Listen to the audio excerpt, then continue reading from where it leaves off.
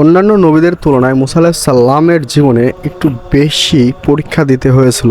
সাধারণত অন্যান্য নবীদের পরীক্ষা হয়েছিল নবুয়ত লাভের পর, কিন্তু মুসা আলাইহিস সালামের জীবনে পরীক্ষা শুরু হয়েছিল তার জন্মের লাভের পর থেকেই। বস্তুত নবুয়ত প্রাপ্তির পূর্বে ও পরে তার জীবনে বহু পরীক্ষা হয়েছে। যেমন আল্লাহ মুসা আলাইহিস সালামকে, আর আমরা তোমাকে অনেক পরীক্ষায় ফেলেছি। নবুয়ত লাভের পূর্বে তার প্রধান পরীক্ষা ছিল তিনটি, যথা হত্যা থেকে বেঁচে যাওয়া, মাদিয়ানে হিজরত, মাদিয়ান থেকে মিশর যাত্রা। অতঃপর নবুয়ত লাভের পর তার পরীক্ষা হয় প্রধান চারটি: জাদুকরদের মোকাবেলা, ফেরাউনের জুলুম মোকাবিলা, সাগরডুবির পরীক্ষা, বাইতুল মুকাদ্দাস অভিযান। নবুয়ত অতঃপূর্ব প্রথম পরীক্ষা হত্যা থেকে বেঁচে যাওয়া। মুসার জন্ম হয়েছিল তার কওমের উপরে আপতিত রাষ্ট্রীয় হত্যাযজ্ঞের ভয়ঙ্কর বিভীষিকা মধ্যে। আল্লাহ তাকে অপূর্ব কৌশলের মাধ্যমে বাঁচিয়ে নেন। অতঃপর তার জ্ঞানী দুশ্মনের ঘরেই তাকে নিরাপদ ও সম্মানে লালন পালন করেন। সঙ্গে সঙ্গে তার মা ও পরিবারকে করলেন উচ্চ সামাজিক মর্যাদায় উন্নত। অথচ মুসার জন্মকে ঠেকানোর জন্যই ফেরাউন তার পশুশক্তির মাধ্যমে বনী ইসরায়েলের শত শত শিশুপুত্রকে হত্যা করে চলছিল।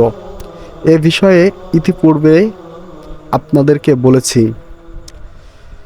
মাদিয়ানে হিজরত। অতঃপর যৌবনকালে তার দ্বিতীয় পরীক্ষা হলো হিজরতের পরীক্ষা। মূলত এটাই ছিল তার জ্ঞান বুদ্ধি হবার প্রথম পরীক্ষা। শেষ নবী সহ অন্যান্য নবীর জীবনে সাধারণত নবুয়ত প্রাপ্তির পরে হিজরতের পরীক্ষা দিতে হয়েছে, কিন্তু মুসা আলাইহিস সালামের জীবনে নবুয়ত প্রাপ্তির আগেই এই কঠিন পরীক্ষায় উপস্থিত হন। অনাকাঙ্ক্ষিত ও আকস্মিক হত্যাকাণ্ডে আসামি হয়ে জীবনে ভয় ভীতি সন্ত্রস্ত মুসা ফেরাউনের রাজ্যসীমা ছেড়ে কদরপথহীন অবস্থায় পার্শ্ববর্তী রাজ্য মাদিয়ানে গিয়ে উপস্থিত হলেন। ক্ষুধায় তৃষ্ণায় কাতর মুসা এই ভীতিকর দীর্ঘ সময় সফরে কিভাবে চলেছেন, কি খেয়েছেন, যেসব বিষয়ে আপনাদেরকে বিভিন্ন চমক ঘটনাবলী উল্লেখ করতে যাচ্ছি, কিন্তু কুরআনে এসব বিষয়ে চুপ থেকেছে, বিধায় আমরাও চুপ থাকছি। তবে রওনা হবার সময় যেহেতু মুসা নিজের সম্পূর্ণ স্বীয় পালনকর্তা আল্লাহর উপরে সমর্পণ করেছিলেন এবং প্রত্যাশা করেছিলেন নিশ্চয়ই আমার পালনকর্তা আমাকে সরল পথ দেখাবেন, অতএব তাকে মাদিয়ানের মতো অপরিচিত রাজ্যে পথ দেখিয়ে নিয়ে যাওয়া ও সম্মানের সেখানে বসবাস করার যাবতীয় দায়িত্ব আল্লাহ নিয়েছিলেন। এর মধ্যে আমাদের জন্য শিক্ষণীয় বিষয় রয়েছে যে সম্পূর্ণরূপে আল্লাহর উপরে নিজেকে সঁপে দিলে আল্লাহ তার নেক বান্দাদের সব দায়িত্ব নিজে নিয়ে থাকেন। উল্লেখ্য যে বর্তমান পূর্ব জর্ডানের মোয়ান সামুদ্রিক বন্দরে অনতুবরে মাদায়ান অবস্থিত। মাদায়ানের জীবন, বিবাহ ও সংসার পালন। মাদায়ানে প্রবেশ করে তিনি পানীয় আশায় একটি কূপের দিকে গেলেন। সেখানে পানি প্রার্থী লোকেদের ভিড়ে অদূর দুটি মেয়েকে তাদের তৃষ্ণার্থ পশুগুলি সহ অসহায়ভাবে দাঁড়িয়ে থাকতে দেখে তার হৃদয় উতলে উঠল। কেউ তাদের দিকে ভ্রুক্ষেপ করছে না। মুসা নিজে মজলুম, তিনি মজলুমের ব্যথা বোঝেন, তাই কিছুক্ষণ ইতস্ত করে মেয়েদের দিকে এগিয়ে গেলেন। তিনি তাদের সমস্যার কথা জিজ্ঞাসা করলেন। তারা বলল, আমরা আমাদের পশুগুলিকে পানি পান করতে পারি না যতক্ষণ না রাখালরা তাদের পশুগুলোকে পানি পান করে চলে যায়। অথচ আমাদের পিতা খুবই বৃদ্ধ, যিনি ঘরে বসে আমাদের অপেক্ষায় উদ্বিগ্ন হয়ে আছেন। অতঃপর তাদের পশুগুলি এনে মুসা পানি পান করালেন। তারপর মেয়ে দুটি পশুগুলো নিয়ে বাড়ি চলে গেলেন। মুসা একটি গাছের ছায়ায় বসে আল্লাহর কাছে প্রার্থনা করলেন, হে আমার পালনকর্তা, তুমি আমার উপরে যে অনুগ্রহ নাজিল করবে আমি তার মুখাপেক্ষী। হঠাৎ দেখা গেল যে বালিকাদ্বয়ের একজন সলজ্জ পদক্ষেপ তার দিকে এগিয়ে আসছে। মেয়েটি এসে ধীরে কণ্ঠে তাকে বলল, আমার পিতা আপনাকে ডেকেছেন যাতে আপনি যে আমাদেরকে পানি পান করিয়েছেন তার বিনিময় স্বরূপ আপনাকে পুরস্কৃত দিতে পারেন। উল্লেখ্য, বালিকাদ্বয় পিতার ছিলেন মাদিয়ানের বাসীদের নিকটে প্রেরিত বিখ্যাত নবী হজরত শুআয়ব আলাইহিসসালাম। মুসা ইতিপূর্বে কখনো তার নাম শোনেননি বা তাকে চেনেন না। তার কাছে পৌঁছে মুসা তার বৃত্তান্ত সব বর্ণনা করলেন। শুআয়ব আলাইহিসসালাম সব কিছু শুনে বললেন, ভয় করো না, তুমি জালেম সম্প্রদায়ের কবল থেকে মুক্তি পেয়েছ। এমন নয়। বালিকাদ্বয়ের একজন বলল, আব্বা, একে বাড়িতে কর্মচারী হিসেবে রেখে দিন, কেননা আপনার কর্মসহায়ক হিসাবে সেই উত্তম হবে যে শক্তিশালী ও বিশ্বস্ত।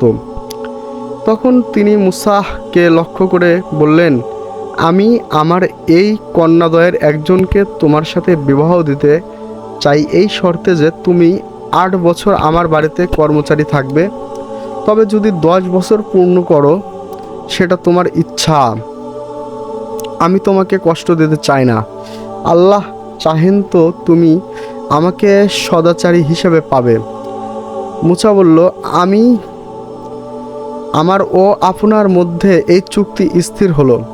দুটি মেয়ের মধ্য থেকে যে কোনো একটি পূর্ণ করলে আমার বিরুদ্ধে কোনো অভিযোগ থাকবে না। আমরা যা বলছি আল্লাহ তার উপরে তত্ত্বাবধায়ক। মূলত এটাই ছিল তাদের বিয়ের মোহরানা। সে যুগে এ ধরনের রেওয়াজ অনেকের মধ্যেই চালু ছিল। যেমন ইতিপূর্বে ইয়াকুব আলাইহিসসালামের স্ত্রী মোহরানা বাবদ 7 বছর শ্বশুর বাড়িতে মেষ চড়িয়েছেন।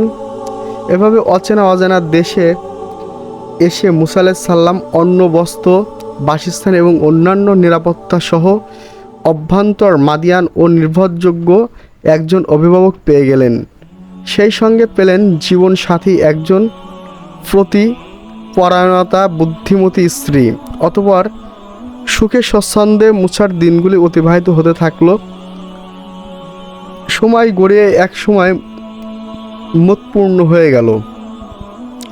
আবদুল্লাহ ইবনে আব্বাস রাদিয়াল্লাহু তাআলা আনহু থেকে বলেন, তিনি চাকরির বাধ্যতামূলক 8 বছর এবং ঐচ্ছিক 2 বছর মেয়াদ পূর্ণ করেছিলেন, কেননা এটাই নবী চরিত্রের জন্য শোভনীয় যে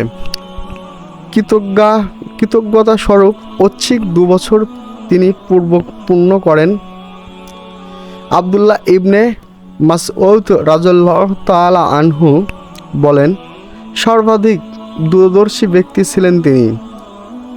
ইউসুফকে কয়কারি মিশরের আজিমে যখন তিনি তার স্ত্রীকে বলেছিলেন, একে সম্মানের সাথে রাখো, হয়তোবা সে আমাদের কল্যাণে আসবে। দ্বিতীয়, মুসা স্ত্রী যখন বিবাহের পূর্বে তিনি স্বীয় পিতাকে বলেছিলেন, হে পিতা, একে কর্মচারী নিয়োগ করুন, নিশ্চয়ই আপনার শ্রেষ্ঠ সহযোগী তিনিই হতে পারেন, যিনি শক্তিশালী ও বিশ্বস্ত। এবং আবু বকর সিদ্দিক যখন তিনি ওমরকে তার পূর্ববর্তী খলিফা মনোনীত করেন। তৃতীয় পরীক্ষা, মিশর অভিমুখে যাত্রা ও প্রতিমধ্যে নবুয়ত লাভ। মোহরানা চুক্তির মেয়াদ শেষ, এখন যাবার পালা। পুনরায় স্বদেশে ফেরা। দুরু ভক্ষ, ভীত সতস্ত মন, চেহারায় দুশ্চিন্তার ছাপ, তবুও যেতে হবে। পিতামাতা, ভাই বোন সবাই রয়েছেন মিশরে। আল্লাহর উপরে ভরসা করে স্ত্রী পরিবার নিয়ে বের হলেন পুনরায় মিশরের পথে। শুরু হলো তৃতীয় পরীক্ষার পালা। উল্লেখ্য, 10 বছরে তিনি 2টি পুত্র সন্তান লাভ করেন এবং শ্বশুরের কাছ থেকে পান একদল দুম্বা। এছাড়াও তাকওয়া ও পরহেজগারির আধ্যাত্মিকতার প্রশিক্ষণ তো তিনি লাভ করেছিলেন বিপুলভাবে। পরিবারের কাফেলা নিয়ে মুসা রওনা হইলেন স্বদেশের অভিমুখে। প্রতিমধ্যে মিশর সীমান্তে অবস্থিত সিনাই পর্বতমালার তুর পাহাড়ের নিকটবর্তী স্থানে পৌঁছে হঠাৎ স্ত্রীর প্রসব বেদনা শুরু হইল।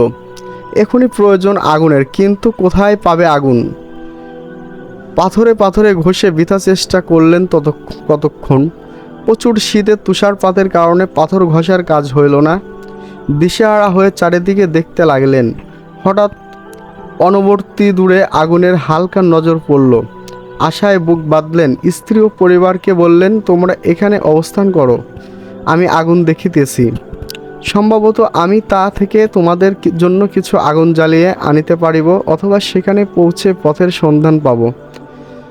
একথার দৃষ্টে মনে হয় মুসার পথ হারিয়ে ফেলেছিলেন। প্রতিমধ্যে সামঞ্চলের শাসকদের পক্ষ হতে প্রধান সড়কের বিপদাশঙ্কা ছিল। তাই শ্বশুরের উপদেশ মোতাবেক তিনি পরিচিত রাস্তা ছেড়ে অপরিচিত রাস্তায় চলতে গিয়ে মরুভূমির মধ্যে পথ হারিয়ে ডান দিকে চলে তুর পাহাড়ের পশ্চিম প্রান্তে পৌঁছে গেলেন। মূলত এ পথ হারানোটা ছিল আল্লাহর মহাপরিকল্পনারই অংশ। মুসা আলাইহিস সালাম আশান্বিত হয়ে যতই আগুনের নিকটবর্তী হন, আগুন হালকা ততই পিছাতে থাকে। আশ্চর্য হয়ে দেখলেন সবুজ বৃক্ষের উপরে আগুন জ্বলছে, অথচ গাছের পাতা পুড়ছে না, বরং তা উজ্জ্বলতা আরও বেড়ে যাচ্ছে। বিস্ময়ে অভিভূত মুসা এক দৃষ্টিতে আগুনের দিকে তাকিয়ে রইলেন। হঠাৎ এক গুরুগম্ভীর আওয়াজ কানে এলো। তার চারপাশ থেকে মনে হলো পাহাড়ের সকল প্রান্ত থেকে একই সাথে আওয়াজ আসছে। মুসা আলাইহিস সালাম যখন তুর পাহাড়ের ডান দিকে তুবা উপত্যকায় দণ্ডীয়মান আল্লাহ বললেন। অতঃপর যখন তিনি আগুনের কাছে পৌঁছলেন, তখন আওয়াজ এলো, হে মুসা, আমি তোমার পালনকর্তা, অতএব তুমি তোমার জুতা খুলে ফেলো। তুমি পবিত্র উপত্যকায় তুবায় এসেছো, তুবায় রয়েছ। এত দ্বারা বিশেষ অবস্থায় পবিত্র স্থানে জুতা খোলা আদব প্রমাণিত হয়। আমি তোমাকে মনোনীত করেছি, অতএব তোমাকে যা প্রত্যাদেশ করা হচ্ছে তা মনোযোগ দিয়ে শুনতে থাকো।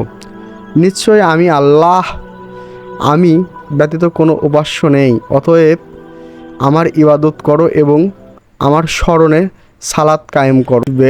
আমি তা গোপন রাখতে চাই, যাতে প্রত্যেক তার কর্ম অনুযায়ী ফল লাভ করতে পারে। সুতরাং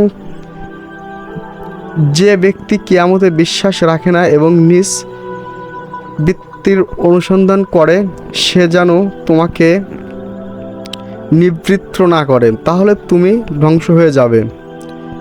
এ পর্যন্ত আকীদা ও ইবাদতের বিষয়ে নির্দেশ দানের পর এবার কর্মগত নির্দেশ দিয়ে আল্লাহ বলেন, হে মুসা, তোমার ডান হাতে ওটা কি? মুসা আলাইহিস সালাম বললেন, এটা আমার লাঠি।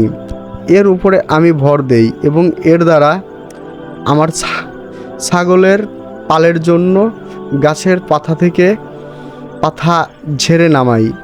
তাছাড়া এর দ্বারা আমার অন্যান্য কাজও চলে। আল্লাহ বললেন, হে মুসা, তুমি ওটা ফেলে দাও। অতঃপর তিনি ওটা মাটিতে ফেলে দিলেন। মাটিতে ফেলে দিতেই তা সাপ হয়ে ছোটাছুটি করতে লাগলো।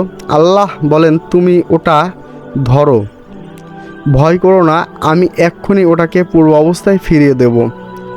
এটা ছিল মুসাকে দেওয়ার প্রথম মুজিজা, কেননা মিশর ছিল ওই সময় জাদুবিদ্যায় শীর্ষ স্থানে অবস্থানকারীদের দেশ। সেখান থেকে শ্রেষ্ঠ জাদুকরদের হারিয়ে দেওয়ার মাধ্যমে নবুয়াতের শ্রেষ্ঠত্ব প্রমাণ করা আবশ্যক ছিল। সেজন্য আল্লাহ মুসাকে সব দিক দিয়ে প্রস্তুত করে দিচ্ছিলেন। এর ফলে মুসা নিজের মধ্যে অনেকটা শক্তি ও স্বস্তি লাভ করেন। মুজিজার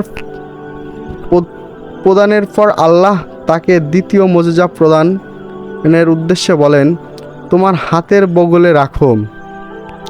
তারপর তা বের হয়ে আসবে উজ্জ্বল ও নির্মল আলো হয়ে, অন্য একটি নির্দেশ রূপে।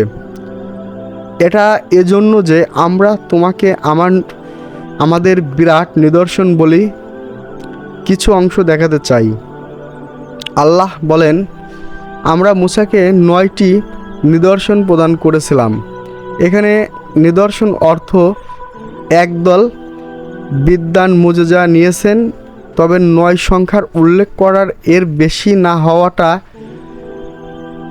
জরুরি নয়, বরং এর চেয়ে অনেক বেশি মুজেজা তাকে দেওয়া হয়েছিল। যেমন পাথরের লাঠি মারার 12টি গোত্রের জন্য 12টি ঝর্ণাধারা নির্গত, তিহ প্রান্তে মেঘের ছায়া প্রদান, মান্না সালওয়া খাদ্য অবতরণ প্রভৃতি।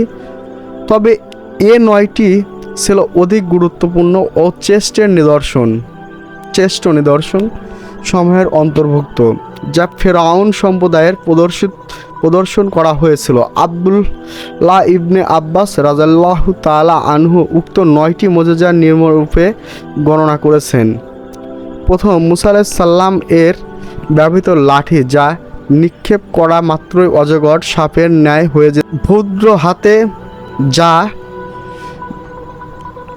বগলের নিচে থেকে বের করতেই জ্যোতির্ময় হয়ে সার্চ লাইটের মতো চমকাতে থাকতো। নিজের তোতলামি, যা মুসার প্রার্থনাক্রমে দূর করে দেওয়ার হয়। ফেরাউনি কওমের উপর প্লাবনের গজব প্রেরণ, অতঃপর পঙ্গপাল, উকুন, ব্যাং, রক্ত এবং অবশেষে নদী ভাগ করে তাকে সহ বনি ইসরাইলকে সাগরডুবি হতে নাজাত দান করেন। তবে প্রথম দুটি ছিল সর্বপ্রধান মুজিজা, যা নিয়ে তিনি শুরুতে ফেরাউনের নিকটে গিয়েছিলেন।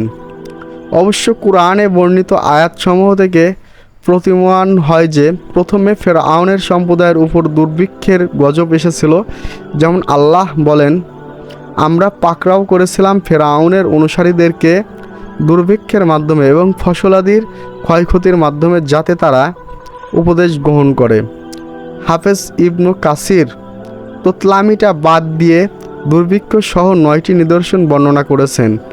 অবশ্য ফেরাউন সম্প্রদায়ের উপরে আরও একটি নির্দিষ্ট এসেছিল প্লে মহামারী। তাদের মতে 70,000 লোক মারা গিয়েছিল এবং পরে মুসা আলাইহিস সালাম এর দোয়ার বরকতে মহামারী উঠে গিয়েছিল। এটা গণনায় ধরলে সর্বমোট নিদর্শন 11টি হয়।